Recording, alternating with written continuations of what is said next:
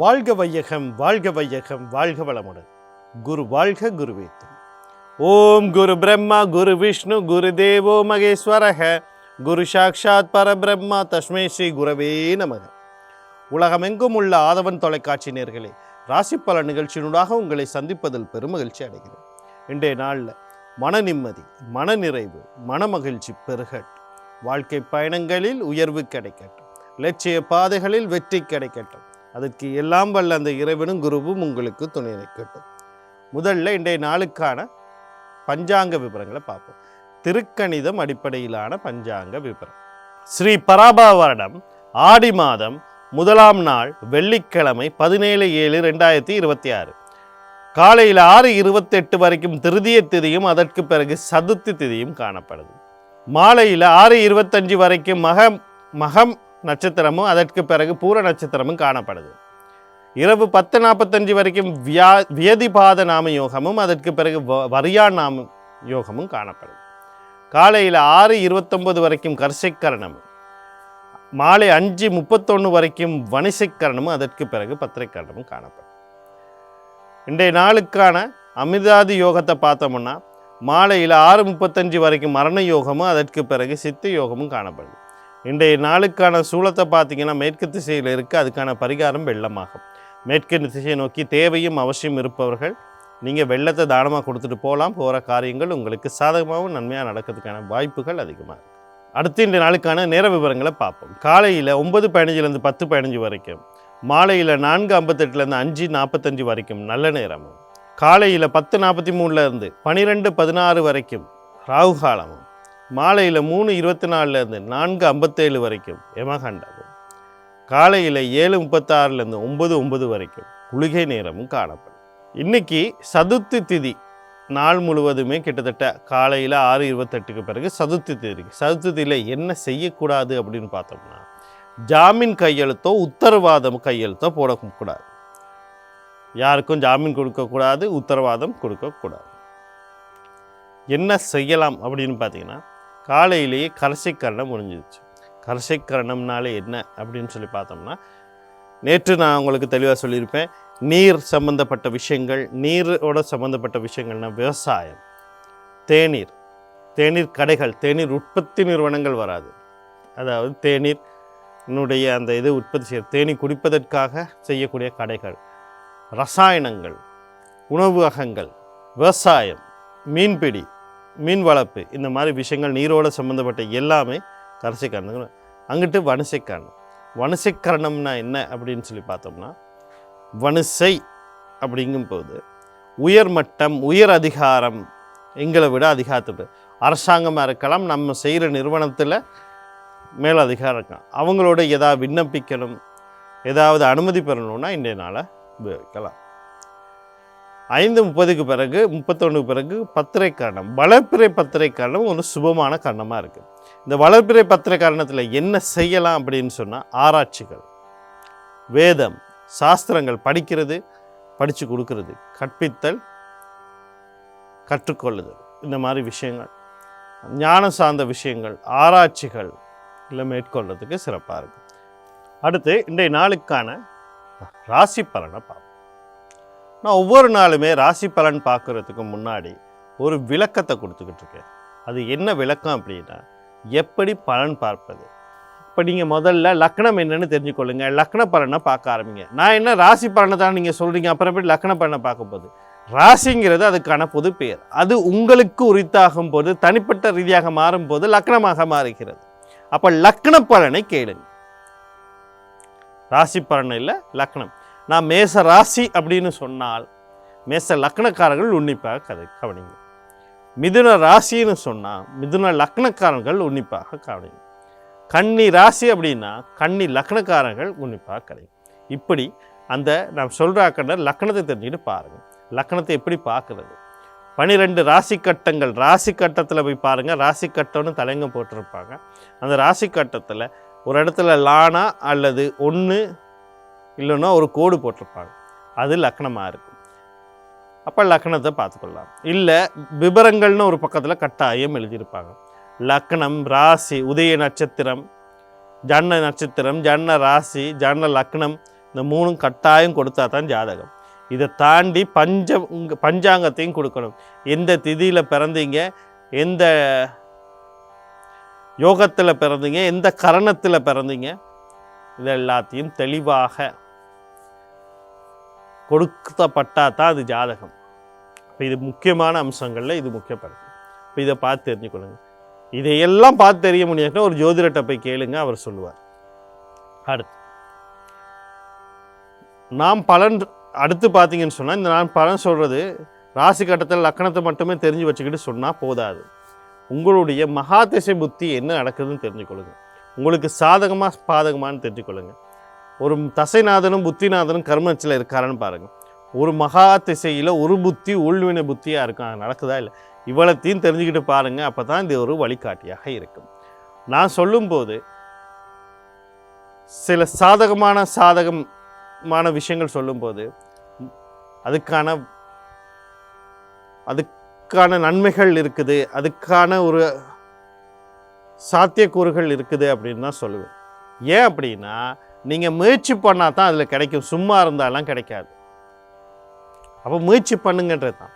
கவனமாக இருங்க அப்படிங்கிறது ஒரு மழை வரும் அப்படின்னு சொல்கிற மாதிரி ஒரு எதிர்கூறல். மழை வரும்னா என்ன செய்வீங்க? குடையை எடுத்துகிட்டு போவீங்க, இல்லை அதுக்கு முன்னேற்பாடுகள் செய்வோம். அப்போ அந்த முன்னேற்பாடு தான் கவனம் செலுத்துங்கன்ற. அதுக்காக வேண்டி 100க்கு 100% அப்படியே எல்லா கோடிக்கணக்கான பேர் இந்த லக்கணத்தில் இருப்பாங்க, அவளுக்கான நடந்துருமானா அதுக்கு தான் மகா திசை புத்தியை ஒருக்கா பார்க்க சொல்கிறது. இவ்வளத்தையும் தெரிஞ்சால் தான் தெரியும். அடுத்தது நான் வழிபாட்டு தெய்வங்களை சொல்லும்போது இந்த கிரகங்களை அடிப்படையாக வைத்து ஒரு 3-4 தெய்வங்களை சொல்லுவேன். ஏன் அப்படின்னா, ஏதாவது ஒரு தெய்வத்தை செய்யுங்க. கிரகம் தான் இங்கே சிக்கலே, தெய்வம் இல்லை சிக்கல். தெய்வம் இல்லை, கிரகத்தினுடைய அம்சத்தை பொறுத்த தெய்வத்தை வழிபடும் போது இந்த கதிர்வீச்சுகள் எங்களுக்கு சமநிலை பெறும், இந்த அம்சங்கள் கதிர்நிலை பெறும். அப்போ 3-4 சொல்லும்போது எல்லாத்து கோயிலுக்கும் போகணுமானா ஒருத்தரையாவது நினச்சி மனசால கும்பிடுங்கன்றதுக்காக கட்டாயம் குலதெய்வ வழிபாடு, கட்டாயம் கரணநாதன் யோகாதிபதி வழிபாடுகளை செய்தே ஆகணும். அதனால தான் ஒவ்வொரு முறையும் நான் திருப்பி சொல்லிக்கிட்டு இருக்கேன். அடுத்து ராசி பலனுக்குள்ளே போயிடும். முதல்ல மேசராசி அன்பர்களே, இன்றைய நாள் உங்களுக்கு எப்படி இருக்குது அப்படின்னு சொல்லி பார்த்தோம்னா, நீங்கள் கவனம் செலுத்த வேண்டிய விடயங்கள் அப்படின்னு சொல்லும்போது, குடும்ப உறுப்பினர்கள் யாராக இருக்கட்டும், அது பெற்றோராக இருக்கட்டும், அவங்கள பெற்றவங்களாக இருக்கட்டும், நீங்கள் பெற்றவங்களாக இருக்கட்டும், உங்கள் கூட பிறந்தவங்க யாரோடையும் வாக்குவாதங்கள் பண்ணாதீங்க. முக்கியமாக குழந்தைகளோட வாக்குவாதம் பண்ணாதீங்க. இந்த காதல், களியாட்டம், கொண்டாட்டம் சம்மந்தப்பட்ட விஷயங்களை குடும்பத்துக்குள்ளே கொண்டாந்து சிக்கல்களை உருவாக்காதீர்கள். அடுத்து கையில் இருக்க பணத்தை தேவையில்லாமல் செலவழிக்காதீங்க. என்ன வார்த்தை பேசுகிறோம், எப்படி பேசுகிறோங்கிறதுல கொஞ்சம் கவனம் செலுத்துங்க. மற்றவங்களை காயப்படுத்தக்கூடிய மாதிரியான வார்த்தைகள், ஒவ்வாத வார்த்தைகள்லாம் வரத்துக்கு வாய்ப்பு இருக்குது. அதனால் அந்த விஷயத்தில் கொஞ்சம் கவனம் செலுத்து. இதனால் வரக்கூடிய சகல விஷயம் நன்மையாக மாற்றி அமைத்துக்கொள்ள நீங்கள் புத பகவான் அவருடைய அதிபதி மகாவிஷ்ணு குலதெய்வம் கண்ண யோகாதிபதி வழிபாடு செய்து கொள்ளுங்க. இன்றைய நாள் உங்களுக்கு மேலாக அமையும். அடுத்து ரிஷபராசி நேயர்களே, இன்றைய நாள் உங்களுக்கு எப்படி இருக்குது அப்படின்னு சொல்லி பார்த்தோம்னா, நீங்கள் கவனம் செலுத்த வேண்டிய விடயங்கள் அப்படின்னு சொல்லும்போது, உங்கள் இன்றைக்கு உங்கள் ராசி லக்னம் ஏதாவது இருக்கட்டும், சரியா? இன்னைக்கு நீங்கள் உங்களை போட்டு குழப்பிக்கொள்ளாமல் இருந்தால் சரி. நீங்கள் உங்களை குழப்பிக்கிட்டு உங்களுக்குள்ள ஒரு அழுத்தத்தை தெரிவிச்சுக்கிட்டு அந்த அழுத்தத்தை கொண்டு போயிட்டு மற்றவங்க மேலே திணிச்சு ஒரு வேகமாக ஒரு என்ன சொல்கிறது, அவங்கள ஒரு அழுத்தத்துக்குள்ளே உள்ளாக்கி அவர்களால் வேலை முடியாமல் பண்ண போகிறீங்க. அதனால் பொறுமை அமைதி. முக்கியமாக சொல்கிறேன்னா, உங்கள் தாய், வாழ்க்கை துணை, தாரம், இவங்க 2 பேருக்கிட்டையும் கொண்டு போய்ட்டு அழுத்தங்களை பகிருங்க. எனக்கு இப்படி ஒரு விஷயம் இருக்குது அப்படிங்கிற சொல்கிறது வேறு விஷயம். இந்த அழுத்தத்தினால அவங்கக்கிட்ட போய்ட்டு பாயிறது, அவங்க மேலே கோபத்தை திணிக்கிறது, கோபத்தை காட்டுறது, இதெல்லாம் வேண்டாம். பொறுமையும் அமைதியும் மட்டும் கடைப்பிடிங்க. இந்த நாளில் வரக்கூடிய சகல விஷயம் நன்மையாக மாற்றமத்துக்கும் ராசியாளர் லக்னாதிபதினு சொல்லக்கூடிய சுக்கிர பகவான் அவருடைய அதிபதி மகாலட்சுமி குலதெய்வம் கண்ண யோகாதிபதி வழிபாடு செய்து கொள்ளுங்கள். இன்றைய நாள் உங்களுக்கு இனிமே அழகாக அமையும். அடுத்து மிதுன ராசி நேயர்களே, இன்றைய நாள் உங்களுக்கு எப்படி இருக்குது அப்படின்னு சொல்லி பார்த்தோம்னா, நீங்கள் கவனம் செலுத்த வேண்டிய விடயங்கள் அப்படின்னு சொல்லும்போது, முக்கியமாக கடல் கடந்து தொடர்போட ஏதோ ஒரு விஷயத்தை முயற்சி பண்ணிக்கிட்டு இருக்கீங்கன்னு வச்சுக்கொள்வோம். வியாபாரமாக இருக்கலாம், தொழிலாக இருக்கலாம், கல்வியாக இருக்கலாம், இல்லை நீங்களே போகிறதுக்கு முயற்சி பண்ணலாம், இல்லை உங்கள் தம்பி தங்கைகள் போகிறதுக்கு முயற்சி பண்ணிக்கிட்டு இருக்காங்க. இன்றைக்கு அதுக்கு சரியான நாளாக இருக்குது. இந்த முயற்சிகளுக்கு வாய்ப்பளிக்கும்.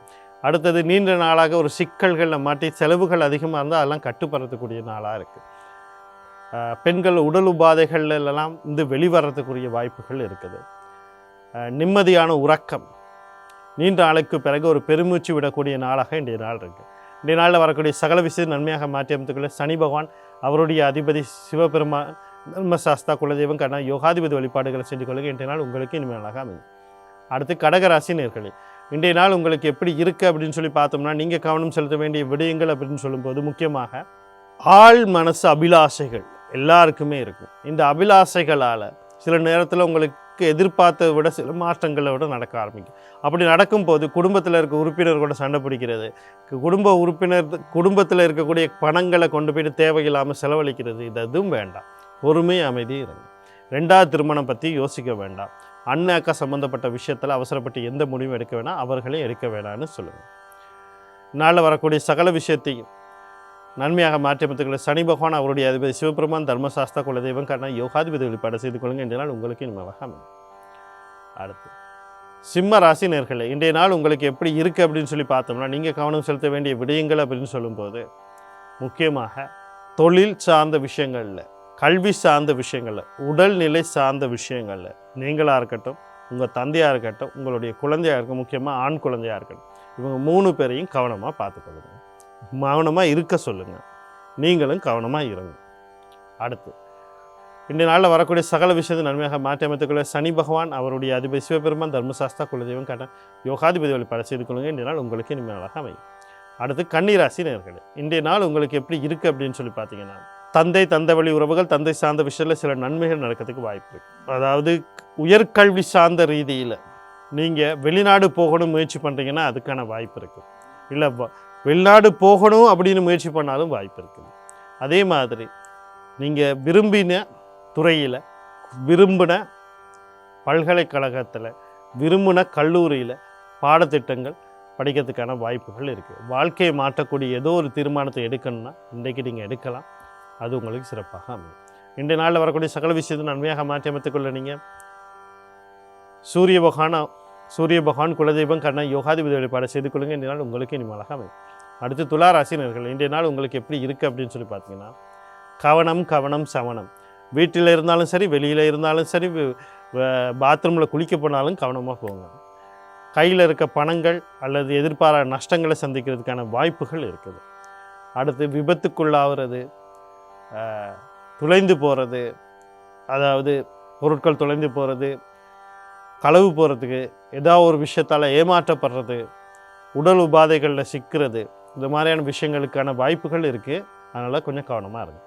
நாளை வரக்கூடிய சகல விஷயம் நன்மையாக மாற்றி அமைத்துக்கொள்ள நீங்கள் ஆஞ்சநேயர் குலதெய்வம் கண்ணா யோகாதிபதி வழிபாடு செய்து கொள்கிற இன்றைய நாள் உங்களுக்கு இனிமேலாக அமையும். அடுத்து விருச்சிக ராசி நேயர்களே, இன்றைய நாள் எப்படி இருக்குது அப்படின்னு சொல்லி பார்த்தோம்னா, நீங்கள் கவனம் செலுத்த வேண்டிய விடயங்கள் அப்படின்னு சொல்லும்போது, திருமணம் சம்பந்தப்பட்ட விஷயங்களில் அவசரப்பட்டு எந்த முடிவு எடுக்க, வரன் தேடிக்கிட்டு இருந்தாலும் சரி அவசரப்பட்டு வரன்களை முடிவு பண்ணக்கூடாது. நிச்சயதார்த்தம் அல்லது திருமணத்துக்கு நிச்சயம் பண்ணுறதுக்கோ அல்லது திருமணத்துக்கான நேரத்தை குறிக்கணும்னு நினச்சிக்கிட்டீங்கன்னா அவசரப்பட்டு குறிக்காதீங்க. கணவன் மனைவி இடத்துல கருத்து வேறுபாடுகள், முரண்பாடுகள் வரும். கடந்து போகிறதுக்கு பாருங்க, பேசி பெருசாக்காதீங்க. உங்களுடைய வாழ்க்கை துணை ஏதோ ஒரு வியாபாரம் செய்து கொண்டு இருப்பாராக இருந்தால் அந்த விஷயத்தில் கவனமாக இருங்க. அதே மாதிரி ஆண் குழந்தைகள் விஷயத்துலையும் கொஞ்சம் கவனமாக இருங்க, குழந்தைகள் விஷயத்துலையும் கவனமாக இருங்க. ஒரு வார்த்தையை பேசுகிறதுக்கு முன்னாடி ஒரு தடவைக்கு 2 தடவை ஆலோசனை பண்ணி பேசுங்க. கணவன் மனைவி இடையில் எந்த ஒரு கருத்து பேர் வந்தால் கடந்து போகிறது பாருங்கள், பேசி பெருசாக்காதீங்க. இதனால் வரக்கூடிய சகல விஷயத்தை நன்மையாக மாற்றி அமைத்துக்கொள்ள நீங்கள் மகாலட்சுமி குலதெய்வம் கண்ண யோகாதிபதி வழிபாடு செய்து கொள்ளுங்க. இன்றைய நாள் உங்களுக்கு இனிமேல் அழகாக அமையும். அடுத்து தனுசு ராசி நேயர்களே, இன்றைய நாள் உங்களுக்கு எப்படி இருக்குது அப்படின்னு சொல்லி பார்த்தோம்னா, நீங்கள் கவனம் செலுத்த வேண்டிய விடயங்கள் அப்படின்னு சொல்லும்போது, கடன் கொடுக்கல் வாங்கல் சம்மந்தப்பட்ட விஷயத்தில் கொஞ்சம் கவனமாக இருங்க. அதாவது இப்போ நான் சொல்கிற இந்த எல்லா விஷயமும் உங்களுக்கும் உங்கள் தந்தைக்கும் சேர்த்து சொல்கிறேன். அதனால் அவரோட விஷயத்துலையும் கொஞ்சம் கவனமாக இருக்க சொல்லுங்கள். நீங்கள் கவனமாக பார்த்துக்கொள்ளணும். இந்த கடன் கொடுக்கல் வாங்கல் சம்மந்தப்பட்ட விஷயத்தில் கவனமாக பார்த்துக்கொள்ளணும். இந்த தொழில் செய்துக்கிட்டு இருக்காங்கன்னா தொழிலில் அவசரப்பட்டு எந்த முடிவும் எடுக்க வேண்டாம்னு சொல்லுங்கள். தொழில் மாற்றங்களை செய்கிறது, யோசிக்கிறது, தொழில் விஷயங்களில் போயிட்டு எது ஒரு சிக்கல் இருந்தால் அதை போய் இன்றைக்கி எதுவும் வேண்டாம். தொழில் விஷயத்தில் இருக்கிற மாதிரி இப்படியே போய்கிட்டு இருந்தால் போதும்.